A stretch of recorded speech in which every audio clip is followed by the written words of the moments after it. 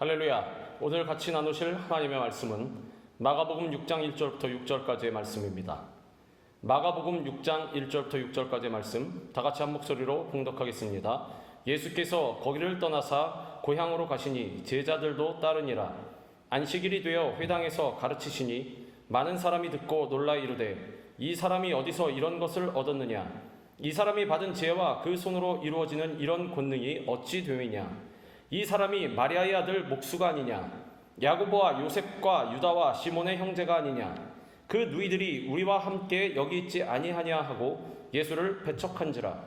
예수께서 그들에게 이르시되 선지자가 자기 고향과 자기 친척과 자기 집 외에서는 존경을 받지 못함이 없느니라 하시며 거기서는 아무 권능도 행하실 수 없어 다만 소수의 병자에게 안수하여 고치실 뿐이었고 그들이 믿지 않음을 이상히 여기셨더라.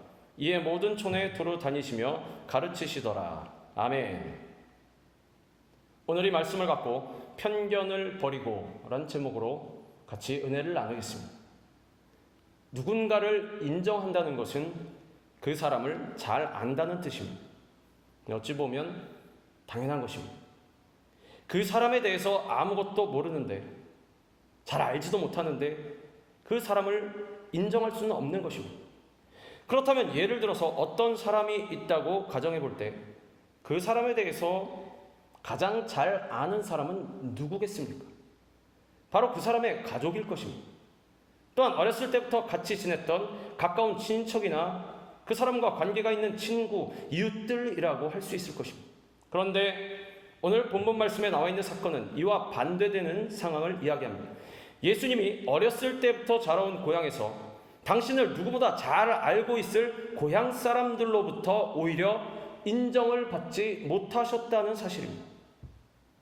그렇다면 왜 무려 30년이란 긴 시간 동안 예수님과 같이 살았고 예수님을 제일 잘 안다고 하는 고향 사람들은 예수님을 인정하지 않았던 것입니까? 여기서 우리가 놓치지 말아야 할 것이 있는데, 잘 아는 것과 잘 안다고 생각하는 것은 엄청난 차이가 있다는 사실입니다. 그리고 예수님의 고향 사람들은 예수님을 잘 알았던 것이 아니라 잘 안다고 생각했던 것이고, 이것을 우리는 편견이라고 부릅니다. 쟤는 내 자식이기 때문에, 쟤는 내가 어렸을 때부터 봤기 때문에, 쟤는 내 친구이기 때문에 내가 누구보다 잘 알아. 쟤는 바로 그런 사람이야. 과거의 내 경험과 생각으로만 상대방의 현재를 판단하게 된다면 객관적인 판단을 할 수가 없게 되는 것입니다. 내가 그래도 몇십 년 이 생활을 해왔는데 내가 보기에 너는, 만약 이런 지극히 개인적이고 주관적인 자세를 계속해서 고수한다면 절대로 상대방의 잠재력과 또 다른 숨겨진 능력을 발견할 수 없는 것입니다. 상대방의 능력은 단순히 당사자의 과거의 모습과 지켜보는 사람의 몇십 년 경험 같은 것으로 감히 판단하고 줄 세울 수는 없습니다. 왜냐하면 지구상의 모든 인류는 한 사람 한 사람을 하나님께서 직접 만드셨고 그들 중 한 사람을 무시한다는 것은 그 사람을 만든 분까지도 무시한다는 뜻이기 때문입니다. 그 대상이 심지어 어린아이라 해도 마찬가지입니다. 아무리 어른이라고 해도 나이가 많기 때문에 어린아이보다 더 낫다, 지혜롭다는 것은 심각한 자만인 것입니다. 당시 예수님의 고향 사람들 중에도 그런 사람들이 있었을 것입니다. 70세 노인이 30세 청년을 보며 어떻게 저 애송이가 우리를 구원하실 메시아냐는 것입니다. 만약 지혜로움이 나이 순이었다면 다윗도 절대로 형들을 제치고 이스라엘의 수많은 지혜롭다는 현인들을 제치고 왕이 될 수 없었을 것입니다. 고향 사람들은 예수님이 요셉과 마리아의 아들이라는 사실을 잘 알았습니다. 예수님이 요셉을 따라서 목수의 일을 했고 동네에는 예수님과 함께 자란 예수님의 또래 친구들도 있었을 것입니다. 예수님의 집안 사정을 잘 아는 이웃들이 언제나 함께 살았을 것입니다. 그래서 이들은 예수님이 너무 익숙한 나머지 예수님을 누구보다 속속들이 잘 안다고 생각했고 결국 예수님이 현재 전 인류를 구원하실 메시아인 것을 믿지 않았던 것입니다. 겉모습에 치중한 나머지 가장 중요한 본질을 놓쳐버린 것입니다. 이 사람이 마리아의 아들 목수가 아니냐? 야고보와 요셉과 유다와 시몬의 형제가 아니냐? 그 누이들이 우리와 함께 여기 있지 아니하냐 하고 예수를 배척한지라.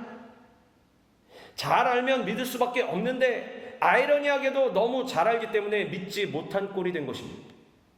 아, 예수 내가 잘 알지. 우리 아들 친구 아니야. 그런데 걔가 메시아라고? 그럴 리가 있나? 어렸을 때 우리 집에도 놀러오고 맨날 우리 아들이랑 호숫가에서 고기 잡고 물장구 쳤는데, 지금 현재 메시아인 것과 어린 시절 우리 아들과 같이 놀았던 것이 아무 상관이 없는데도 과거에 어린아이였다고 해서, 내가 그 시절을 봤다고 해서 지금 다 자란 성인을 아직도 어린아이 취급하고 무시하고 있는 것입니다. 어떠한 일의 성패도 마찬가지입니다. 과거에 실패했다고 해서 미래에도 실패하란 법이 없습니다. 오히려 성공한 사람들의 과거를 보면 한 번씩은 큰 실패를 경험했던 사람입니다. 과거의 기초에서 현재를 평가하면 이와 같이 시야가 좁아지고 올바른 판단을 할 수 없게 되는 것입니다. 사람의 정체성도 마찬가지고 일의 성패도 마찬가지입니다.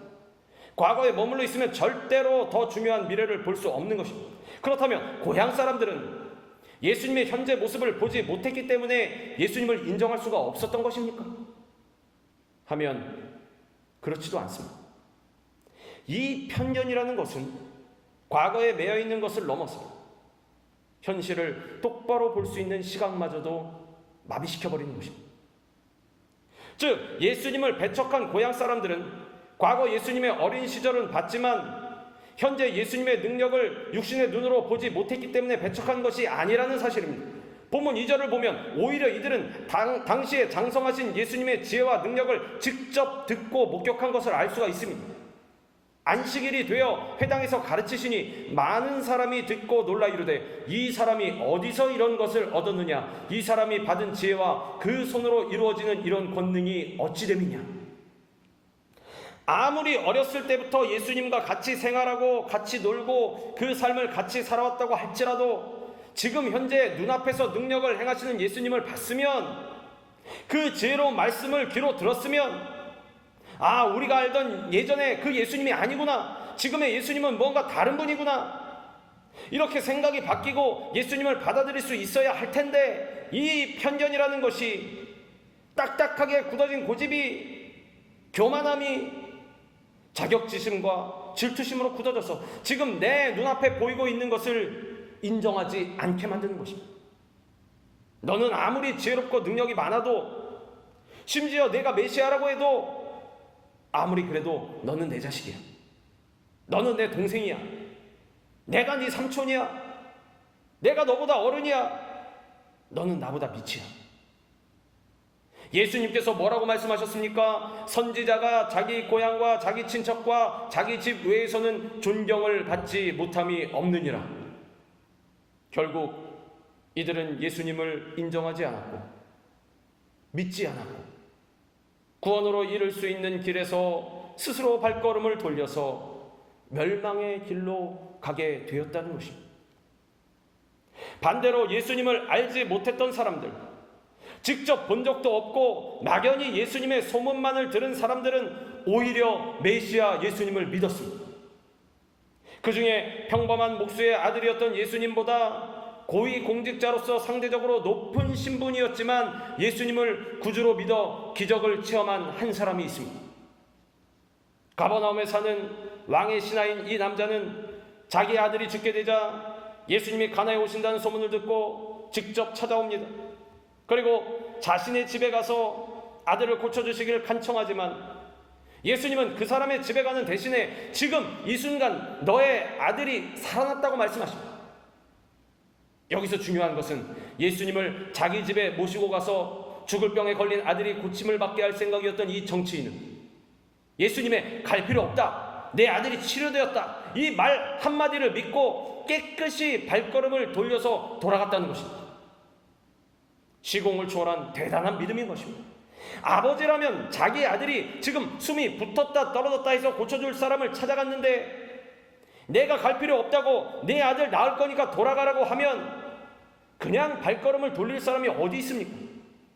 아니, 이 사람이 사입인가? 의심이라도 하고 아니면 같이 가서 진단이라도 해달라고 복이라도 해달라고 끝까지 붙잡고 데리고 갔을 것입니다. 그러나 이 신하는 예수님에 대한 믿음이 달랐다는 것입니다. 이 신하가 예수님을 잘 알았기 때문에 믿음이 좋았던 것이 아닙니다. 전에 이 사람은 예수님을 만난 적도 없습니다. 태어나서 지금 예수님을 처음 만난 것입니다. 예수님의 말씀을 믿은 이 신하는 집으로 돌아가던 중에 마침 집에서 온 종을 만나고 종으로부터 예수님이 내 아들이 낳았다고 말씀하신 그 시간에 아이의 몸에서 열이 떨어졌다는 것을 알게 되고 이 사건이 계기가 되어서 그의 온 집안이 다 예수를 믿게 되었다는 것입니다. 상식을 깨는 믿음으로 말미암아 모든 가족까지 구원을 받는 큰 은혜와 복을 누리게 된 것입니다. 왕의 신하는 예수님의 출신과 배경은 비록 예수님의 고향 사람들보다 몰랐지만 내가 다 알고 있다는 편견을 갖지 않은 덕분에 가장 중요한 구원자로서의 예수님을 만나게 된 것입니다. 결국 예수님을 너무나 잘 아는 고향 사람들은 예수님을 믿지 않고 주어진 복을 발로 찼지만 반대로 예수님의 소문만 듣고 예수님에 대해서는 일면식도 없었던 왕의 신하는 잘 알지도 못했던 예수님을 온전히 믿음으로 인해서 자녀가 죽을 병에서 치료되고 온 집안이 구원을 받는 축복을 얻게 된 것입니다. 여기서 우리는 믿음에 대해 깨달을 수가 있습니다. 과연 믿음이란 무엇입니까? 믿음이란 알고 있는 것보다는 잘 몰라도 단순하게 말씀을 그대로 믿는 것입니다. 왜냐하면 믿음이란 내 생각대로 판단하는 것이 아니라 하나님께 판단을 맡기는 것이기 때문입니다. 내 생각이 개입하면 안 됩니다. 하나님, 제가 생각할 땐 그게 아닌데요, 이러면 안 되는 것입니다. 그렇기 때문에 내가 현명하다고 생각하는 사람은 하나님께 판단을 맡기기가 어렵습니다. 왜냐하면 내가 너무 잘났기 때문입니다. 그래서 세상 사람들 중에 물질적으로 지식적으로 많은 것을 갖고 있는 사람은 아쉬운 것이 없어서 예수님께 나오기가 어렵습니다. 예수님을 정답으로 인정하지 않는 것입니다. 그러나 오히려 가진 것이 없는 사람, 내가 아는 것이 아무것도 없다고 생각하는 사람은 나의 부족한 것을 알기 때문에 하나님께 나올 수밖에 없습니다. 내가 연약하다고 생각하는 사람은 예수님께 매어 달릴 수밖에 없는 것입니다. 그리고 믿음은 왕의 신하가 예수님의 말씀을 믿고 발걸음을 돌렸던 것처럼 일단 말씀을 들었다면 그대로 순종하는 것입니다. 절대로 망설이면 안 됩니다. 아브라함과 같이 일단 들었으면 전후사정 가리지 말고 행동으로 옮겨야 하는 것입니다. 그렇다면 이 시간 자신을 점검해 보시기 바랍니다. 나는 너무 예수님께 익숙해지지 않았는가? 말씀을 너무 많이 한다고 생각하지 않는가? 성경 공부도 많이 했고 말씀을 들으면 다 들었던 말씀처럼 느껴지고 은혜로 다가오지 않는 경우가 있지는 않은가? 심지어 내가 모태신앙이어서 이 모든 것이 습관처럼 되지는 않았는가? 그리고 익숙함에서 오는 편견이 내 눈을 가리고 내 영을 탁하게 만들고 있지는 않은가? 삶에서 감사와 기쁨이 사라지게 만듭니다. 말씀대로 순종하고 행동하지 못하게 만드는 것은 아닙니다. 그리고 이런 나의 신앙 상태가 믿음을 방해하고 있다면 내가 바로 예수님의 고향 사람들일 수 있다는 것입니다. 그리고 그 결과는 내 삶에 예수님이 아무 능력도 행하시지 않는 것입니다. 거기서는 아무 권능도 행하실 수 없어 다만 소수의 병자에게 안수하여 고치실 뿐이었고 그들이 믿지 않음을 이상히 여기셨다. 말씀은 아는 것이 아니라 순종하고 실천하는 것입니다. 하나님이 아무리 우리에게 복을 주시고 은혜를 주시려고 해도 우리가 순종하지 않고 실천하는 믿음이 되지 않으면 그 축복을 내 것으로 만들 수가 없는 것입니다. 우리는 미련하고 연약하기에 하나님의 뜻과 섭리를 절대로 다 이해하지는 못합니다. 하나님의 뜻과 섭리를 온전히 다 이해하는 것은 성령님밖에 없는 것입니다. 비록 다 이해할 수는 없어도, 다 알아듣지는 못해도 주님, 그럼에도 불구하고 나는 주님을 믿습니다.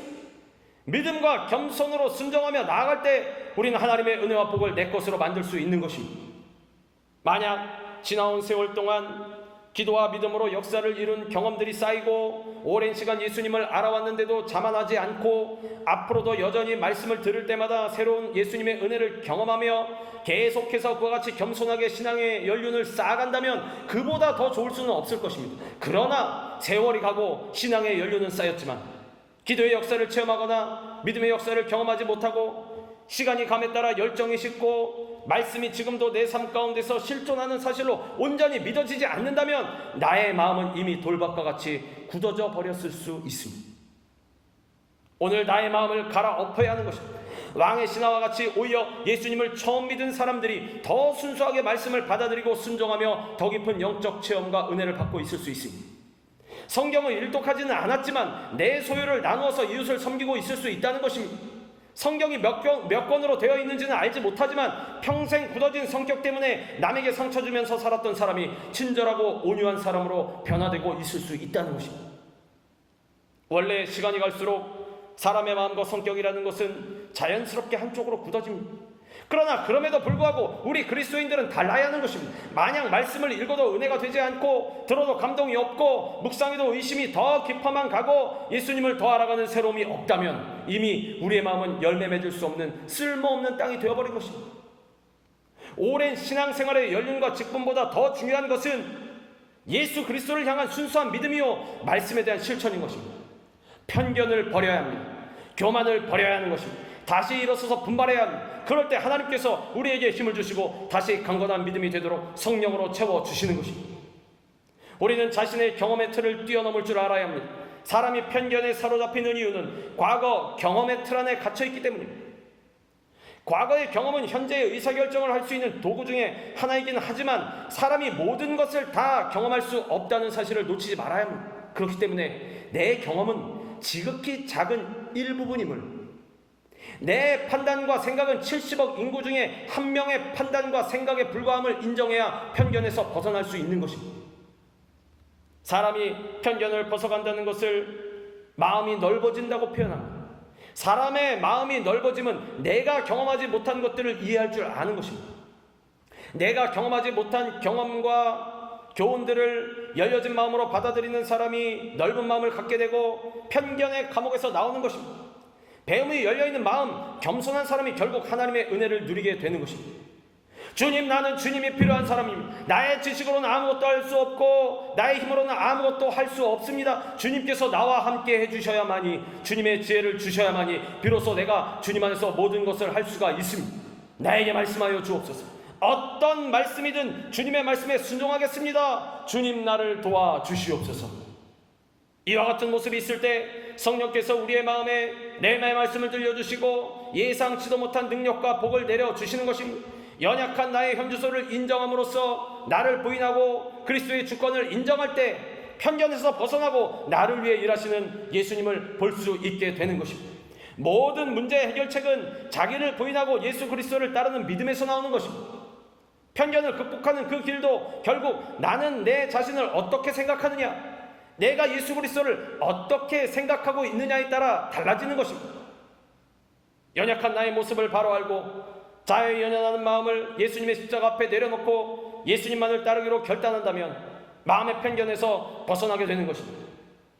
유목민들은 사막을 건너면서 잠을 청할 때 먼저 사방 땅끝을 자세히 둘러봅니다. 사막 어느 끝에서 혹시 모래폭풍이 일지는 않는지, 사막 저 끝에서 세밀하게 일어나는 모래폭풍을 보지 못하면 그 사람은 그 저녁이 죽음의 날이 되는 것입니다. 그리고 그것에 빗대어서 구약성경의 예언자를 선견자라고 했습니다. 우리는 영의 눈이 띄어 있어야 하는 것입니다. 마태복음 6장 22절로 23절에 예수님께서 이와 같이 명확히 말씀하셨습니다. 눈은 몸의 등불이니 그러므로 내 눈이 성하면 온몸이 밝을 것이요 눈이 나쁘면 온몸이 어두울 것이니 그러므로 내게 있는 빛이 어두우면 그 어둠이 얼마나 더하겠느냐. 내 자아에 뿌리 내리고 있는 편견의 어둠을 벗고서 맑은 마음의 눈을 지닐 수 있기를 바랍니다. 자기를 부인하고 예수님만을 따르시기 바랍니다. 예수 그리스도의 십자가 앞에 내 자존심을 내려놓고 굴어진 내 시각과 생각을 내려놓고 예수님의 멍에를 메고 예수님을 배우고 따르기에 인생을 거시기 바랍니다. 그리고 예수님을 절대적으로 신뢰하시기 바랍니다. 우리가 말로는 믿습니다 하면서 행동으로 예수님을 믿지 않고 배척한다면 예수님은 우리의 믿지 않음을 이상히 여기시고 아무런 권능을 행하시지 않는 것입니다. 예수님은 우리를 위해 십자가에서 생명을 내어주심으로 우리를 구원하셨습니다. 모든 죄악과 저주와 질병을 짊어지셨고 마침내 우리를 약속된 천국으로 인도하시는 것입니다. 예수님은 절대로 우리를 고와 같이 내버려 두시지 않습니다. 온 세상이 나를 버릴지라도 예수님은 나를 버리지 않고 끝까지 돌아보시는 것입니다. 눈에 보이는 것이 없고 귀에 들리는 것이 없고 손에 잡히는 것이 없어도 우리가 의심하지 말아야 할 것은 지금 이 시간도 나를 위해 일하고 계신다는 사실입니다. 나의 고집과 편견을 과감히 버리고 진리 되신 예수님만을 바라보고 인정할 때 영적인 자유는 물론이요 현재 내 삶의 현장에서도 눈에 보이는 예수님의 권능을 체험하는 우리 모두가 되기를 주님의 이름으로 축원합니다. 기도하겠습니다.